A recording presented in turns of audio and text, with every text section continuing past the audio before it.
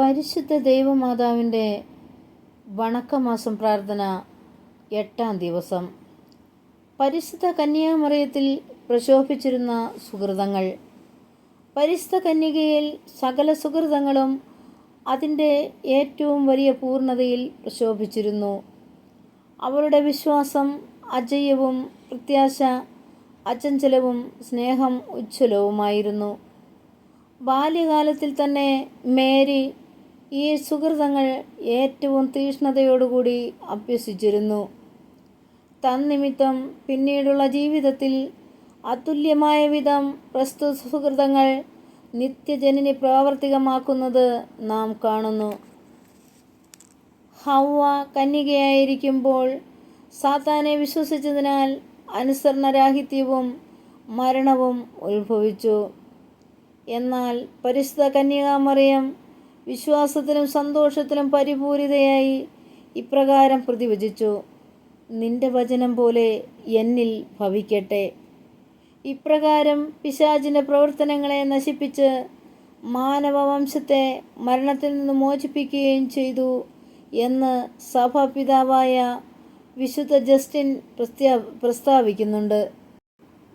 വിശ്വാസത്തിലൂടെ നാം ദൈവത്തെ അഭിമുഖീകരിച്ച് അവിടുത്തേക്ക് സ്വയം അർപ്പിക്കുന്നു. മേരി തൻ്റെ അർപ്പണം അതിൻ്റെ പൂർണ്ണതയിൽ നിർവഹിച്ചു.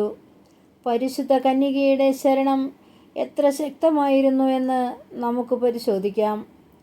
12-ാമത്തെ വയസ്സിൽ ഈശോയെ കാണാതെ പോയ അവസരത്തിലും കാൽവരിയിലും മേരിയുടെ ശരണം വിജയമകുടമണിയുന്നു. പരിശുദ്ധ കന്യക കുരിശിൻ ചുവട്ടിൽ നിന്ന് അവസരത്തിൽ അവൾ പ്രദർശിപ്പിച്ച ധീരതയും അതിലൂടെ പ്രകടമാക്കിയ പ്രത്യാശയും മാനവകുലത്തിന് എന്നും അത്ഭുതജനകമാണ്. പരിശുദ്ധ കന്യക ദൈവസ്നേഹത്തിൽ അനുനിമിഷം പുരോഗമിച്ച് അപകടമായ ഐക്യം പ്രാപിച്ചു.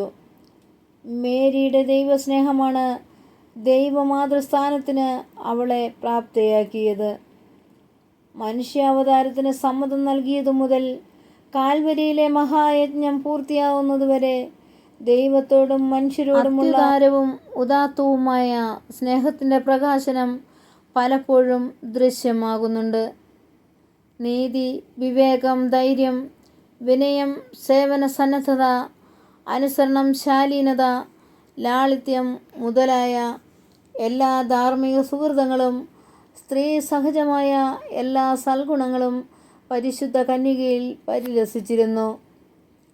പരിശുദ്ധ കന്യക ദേവാലയത്തിൽ പ്രാർത്ഥനയും തപസ്സും അനുഷ്ഠിച്ചുകൊണ്ടാണ് ജീവിച്ചിരുന്നത്. സദാ പ്രാർത്ഥനാ നിരതമായ ജീവിതമാണ് നയിച്ചിരുന്നത്. ദൈവികമായ കാര്യങ്ങൾ ധ്യാനിച്ചും വിശുദ്ധ ഗ്രന്ഥപഠനത്തിലും നിർദ്ദിഷ്ടമായ ജോലികൾ നിർവഹിച്ചുമാണ് അവൾ സമയം ചെലവഴിച്ചത്. നമ്മൾ ദൈവസേവനത്തിൽ എത്രമാത്രം തൽപരരാണെന്ന് ചിന്തിക്കേണ്ടതാണ്. ദൈവകൽപ്പനകൾ അനുസരിക്കുന്നതിലും ജീവിതാന്തസ്സിൻ്റെ ചുമതലകൾ അനുഷ്ഠിക്കുന്നതിലും നമ്മെ ഭാരമേൽപ്പിച്ചിട്ടുള്ള ജോലികൾ വിശ്വസ്തതാപൂർവം നിർവഹിക്കുന്നതിലും നാം എത്രമാത്രം തൽപരരാണ്. സംഭവം: വിശ്വവിശ്രുത താത്വികനായിരുന്ന ഷാക്ക് മാരിറ്റൈനിൻ്റെ മാനസാന്തരം പരിശുദ്ധ കന്യകയുടെ സ്നേഹത്തിൻ്റെ ഒരു വിജയമാണെന്നാണ് അദ്ദേഹം തന്നെ പ്രസ്താവിച്ചിട്ടുള്ളത്. മാരിറ്റൈൻ 1852 ഹ്യൂഗ്നോട്ടു എന്ന ക്രിസ്തീയ വിഭാഗത്തിൽപ്പെട്ട മാതാപിതാക്കന്മാരിൽ നിന്നും ജനിച്ചു. അദ്ദേഹം കത്തോലിക്ക മതം സ്വീകരിച്ചതുമൂലം സ്വദേശത്ത് പഠിപ്പിക്കുന്നതിനുള്ള അവകാശം പോലും നിഷേധിച്ചു. എന്നാൽ അദ്ദേഹത്തിൻ്റെ 81-ാം വയസ്സിൽ ഫ്രഞ്ച് ഗവൺമെൻറ് ഫ്രാൻസിൻ്റെ ഏറ്റവും വലിയ ദേശീയ ബഹുമതി നൽകി അദ്ദേഹത്തെ ബഹുമാനിച്ചു. മാരിറ്റൈൻ 24-ാമത്തെ വയസ്സിൽ കത്തോലിക്ക സഭയെ സമാശ്ലേഷിച്ചു. അദ്ദേഹത്തോടൊപ്പം രക്ഷിക്കാരിയായ ഭാര്യ റീസ ഹാമെൽകോഫും ഒരു താത്വികയും ഗ്രന്ഥകർത്രിയുമാണ് അവർ. മാരിറ്റൈൻ ദമ്പതികൾ ബോർബോൺ യൂണിവേഴ്സിറ്റിയിലെ വിദ്യാർത്ഥികളായിരുന്നു. യഹൂദ താത്വികനായ ബെർഗ്സോൻ്റെ കീഴിലാണ് അവർ അധ്യയനം നടത്തിയിരുന്നത്. ബെർഗ്സോൺ യഹൂദനായിരുന്നെങ്കിലും അദ്ദേഹത്തിന് കത്തോലിക്ക വിശ്വാസത്തോട് മതിപ്പുണ്ടായിരുന്നു. 1904 നവംബർ 26 അവർ വിവാഹിതരായി. അധികം താമസിയാതെ കത്തോലിക്ക സഭയുമായി പുനരൈക്യപ്പെട്ട തീക്ഷ്ണതയുറ്റ ബ്ലോയി ദമ്പതികളുമായി പരിചയപ്പെട്ടു. ലിയോൺ ബ്ലോയി ലാസലേറ്റു മാതാവിൻ്റെ വലിയ ഒരു പ്രേക്ഷിതനായിരുന്നു അദ്ദേഹം. കരയുന്ന നാഥ എന്ന ഒരു ഗ്രന്ഥം ലാസലേറ്റു ദർശനങ്ങളെക്കുറിച്ച് രചിച്ചിട്ടുണ്ട്. ബ്ലോയിയും ഭാര്യയും മാരിറ്റൈൻ ദമ്പതികളിൽ വലിയ സാന്നിധ്യം ചെലുത്തിയിരുന്നുവെങ്കിലും അവരുടെ പൂർണ്ണവിശ്വാസം പരിത്യജിച്ച് കത്തോലിക്ക സഭയെ സമാശ്ലേഷിക്കുവാൻ വൈമുഖ്യം പ്രദർശിപ്പിച്ചു. വിവാഹാനന്തരം 2 വർഷം കഴിഞ്ഞപ്പോൾ റീസായ്ക്ക് അപകടകരമായ ഒരു രോഗം ബാധിച്ചു. മാരിറ്റൈൻ ചിത്തനായി. ഒരു ദിവസം ബ്ലോയിയുടെ ഹൃദയസ്പർശിയായ ഒരു കത്ത് മാരിറ്റൈന് ലഭിച്ചു. അതിൻ്റെ സംഗ്രഹം ഇതാണ്: എൻ്റെ ഏറ്റവും സ്നേഹ റീസ, ഞങ്ങൾ നിന്നെ സ്നേഹപൂർവ്വം കൂടെ അനുസ്മരിക്കുന്നുണ്ട്. ഇന്ന് അതിരാവിലെ ദിവ്യബലി സമയത്ത് പ്രിയ റീസ, നിനക്ക് വേണ്ടി ഞാൻ കരഞ്ഞുകൊണ്ട് പ്രാർത്ഥിച്ചു. എൻ്റെ ക്ലേശഭൂയിഷ്ടമായ ഭൂതകാല ജീവിതത്തിൽ എന്തെങ്കിലും യോഗ്യത പൂർണ്ണമായി ഉണ്ടെങ്കിൽ അത് നിൻ്റെ സുഖപ്രാപ്തിക്കും സമാധാനത്തിനും ആത്മീയ മഹത്വത്തിനുമായി സ്വീകരിക്കണമെന്ന് ഞാൻ നമ്മുടെ കർത്താവ് ഈശോ മിശിഹായോടും പരിശുദ്ധ കന്യാമറിയത്തോടും യാചിച്ചിട്ടുണ്ട്. എൻ്റെ പ്രാർത്ഥന ശ്രവിച്ചു എന്ന് വിശ്വസിക്കുവാൻ മാത്രം ഞാൻ അശ്രുധാര വർഷിച്ചു. നീ സുഖം പ്രാപിക്കുകയും വലിയ ആനന്ദം അനുഭവിക്കുകയും ചെയ്യും. കുറേ ദിവസങ്ങൾക്ക് ശേഷം മിസ്സിസ് ബ്ലോയി രോഗാതുരയായ റീസായെ സന്ദർശിച്ചു. അവൾ റീസായോട് പറഞ്ഞു, ഞാൻ പരിശുദ്ധ കന്യകയുടെ രൂപം തരുന്നു, പ്രാർത്ഥിക്കുക എന്ന്. രോഗിണി തൻ്റെ സ്നേഹിതയുടെ അതിരുകടന്ന പ്രസ്താവനയിൽ അസ്വസ്ഥചിത്തയായി. എങ്കിലും ഒന്നും പറഞ്ഞില്ല. മൗനം സമ്മതലക്ഷണമായി പരിഗണിച്ച് ജീൻ ബ്ലോയി മാതാവിൻ്റെ രൂപം റീസായുടെ കഴുത്തിൽ അണിയിച്ചു. റീസായ്ക്ക് ഒരു സന്തോഷ പ്രകർഷം അനുഭവവേദ്യമാവുകയും ചെയ്തു. അവർ നിദ്രയിൽ ലഭിക്കുകയും ചെയ്തു.